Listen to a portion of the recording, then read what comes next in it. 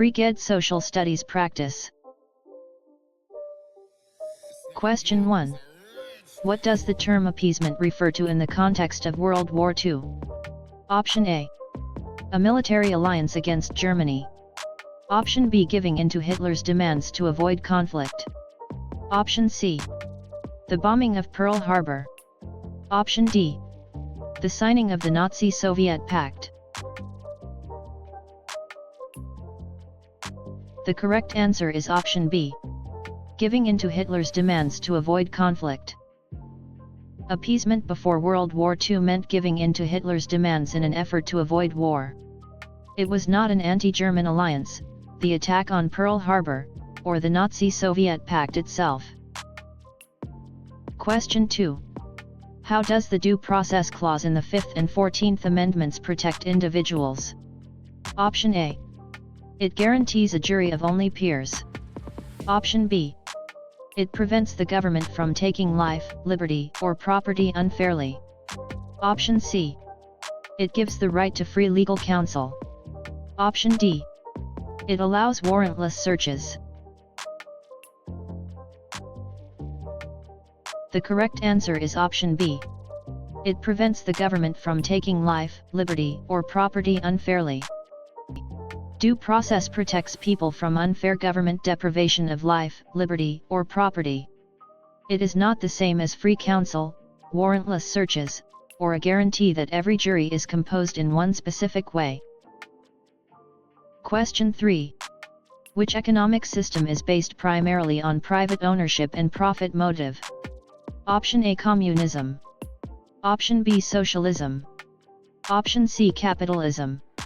Option D. Feudalism. The correct answer is option C. Capitalism. Capitalism is based primarily on private ownership, competition, and the profit motive. Communism and socialism emphasize greater collective or public control, while feudalism is a medieval land-based hierarchy. Question 4. Which U.S. constitutional amendment abolished slavery? Option A. 13th Amendment. Option B. 14th Amendment. Option C. 15th Amendment. Option D. First Amendment. The correct answer is option A. 13th Amendment. The 13th Amendment abolished slavery in the United States. The 14th addressed citizenship and equal protection, the 15th protected voting rights for black men, and the 1st protects core freedoms such as speech and religion. Question 5. Why did the colonies resent the Stamp Act of 1765? Option A. It taxed paper goods without colonial representation in Parliament. Option B. It made travel between colonies impossible. Option C. It forced colonists to house British soldiers. Option D. It banned town meetings. The correct answer is option A. It taxed paper goods without colonial representation in Parliament. Colonists opposed the Stamp Act because it taxed paper goods without their representation in Parliament. It did not prevent travel, require housing soldiers, or ban town meetings. Question 6. Which geographic region is most likely to experience a warm, humid climate with dense rain forests? Option A. Tundra. Option B. Savanna. Option C. Tropical zone. Option D. Mediterranean. The correct answer is option C. Tropical zone. A tropical zone is most associated with warm, humid conditions and dense rain forests. Tundra is cold, savanna has grasslands with seasonal rainfall, and Mediterranean climates have dry summers and mild wet winters. Question 7. According to the concept of scarcity in economics, why must every society make choices? Option A. Unlimited resources exist. Option B. Human wants exceed limited resources. Option C. Governments always overspend. Option D. Production is entirely automated. The correct answer is option B. Human wants exceed limited resources. Scarcity means human wants exceed limited resources, forcing societies to make choices. It is not caused by unlimited resources, automatic production, or government overspending alone. Question 8. What was the main purpose of the Monroe Doctrine, 1823? Option A. To annex Canada. Option B. To warn European powers not to colonize or interfere in the Americas. Option C. To end the War of 1812. Option D. To secede from the British Empire. The correct answer is option B. To warn European powers not to colonize or interfere in the Americas. The Monroe Doctrine warned European powers not to colonize or interfere in the Americas. It did not annex Canada, end the War of 1812, or declare independence from Britain. Question 9. How are the President's cabinet members typically chosen? Option A. By popular election every 2 years. Option B. By the Senate alone. Option C. By the President, then approved by the Senate.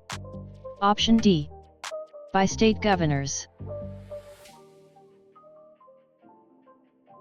The correct answer is option C. By the President, then approved by the Senate. Cabinet members are selected by the President and must be approved by the Senate. They are not chosen by popular election, by the Senate alone, or by state governors. Question 10. Which ideology emphasizes the collective ownership of the means of production? Option A. Laissez-faire capitalism. Option B. Communism. Option C. Anarchism. Option D. Mercantilism. The correct answer is option B. Communism. Communism emphasizes collective ownership of the means of production. Laissez-faire capitalism stresses private markets, anarchism opposes formal government, and mercantilism focuses on state-managed trade and national wealth. Question 11. Why did the U.S. enter World War II after the attack on Pearl Harbor in 1941? Option A. Germany invaded Poland. Option B. Japan bombed a U.S. naval base, forcing a declaration of war. Option C. The Soviet Union requested aid. Option D. Italy surrendered. The correct answer is option B. Japan bombed a U.S. naval base, forcing a declaration of war. The United States entered World War II after Japan attacked the U.S. naval base at Pearl Harbor, leading to a declaration of war. Germany's invasion of Poland began the war in Europe earlier, while Soviet requests and Italy's surrender were not the direct cause of U.S. entry. Question 12. Which type of government power is reserved for the states under the 10th Amendment? Option A. Coining money. Option B. Declaring war. Option C. Regulating education and local governments. Option D. Making treaties with foreign countries. The correct answer is option C. Regulating education and local governments. Under the 10th Amendment, powers not given to the federal government are reserved to the states, including areas such as education and local government. Coining money, declaring war, and making treaties are federal powers. Question 13. How does a republic differ from a direct democracy? Option A. In a republic, citizens have no vote. Option B. In a republic, citizens elect representatives to make laws. Option C. In a direct democracy, only rich people vote. Option D. There is no difference. The correct answer is option B. In a republic, citizens elect representatives to make laws. In a republic, citizens elect representatives who make laws and govern on their behalf. Direct democracy has citizens vote directly on laws, while republics still allow citizens to vote and are not identical to direct democracies. Question 14. Which event was a direct consequence of the invention of the steam engine? Option A. The fall of the Roman Empire. Option B. The growth of factories near coal and water sources, and railroads. Option C. The discovery of electricity. Option D. The start of the Renaissance. The correct answer is option B. The growth of factories near coal and water sources, and railroads. The steam engine helped power factories, mines, and railroads, especially near coal and transportation routes. It did not cause Rome's fall, discover electricity, or start the Renaissance. Question 15.